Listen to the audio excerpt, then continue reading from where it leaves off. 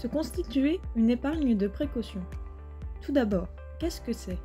C'est une somme d'argent disponible sur un livret accessible et si possible sans frais, comme par exemple le livret A, le LEP. À quoi cela sert ? Elle est utilisée pour faire face aux imprévus ou anticiper une dépense exceptionnelle, comme par exemple l'achat d'une voiture. C'est un prérequis avant de se créer une épargne pour un autre projet. Quel montant dédié à son épargne de précaution ? Cela dépendra de ses habitudes de consommation et de sa situation. On estime à peu près entre 1 à 6 mois de revenus. Prenons pour exemple le cas d'Alice. Elle est en CDI sans enfant, avec des dépenses plutôt économes. Elle aura donc une épargne de précaution située entre 1 à 2 mois de revenus minimum.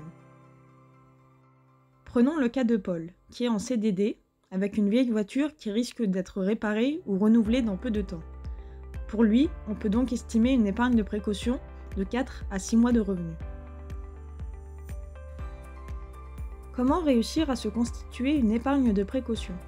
Il faut y aller au fur et à mesure, ne pas se précipiter.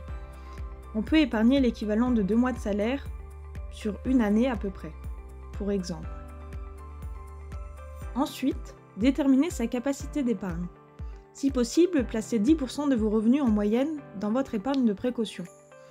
Si cela n'est pas possible, commencez par 1% le premier mois, puis 2% le deuxième mois, etc. Troisième point, prendre l'habitude d'épargner chaque mois. Vous pouvez par exemple vous payer en premier en faisant un virement automatique sur votre compte et vous pouvez déterminer grâce à un budget quelle somme épargner chaque mois. Les avantages de l'épargne de précaution.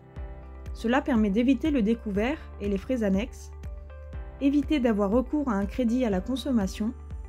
En se payant en premier, il n'y a pas de risque de dépenser ses économies.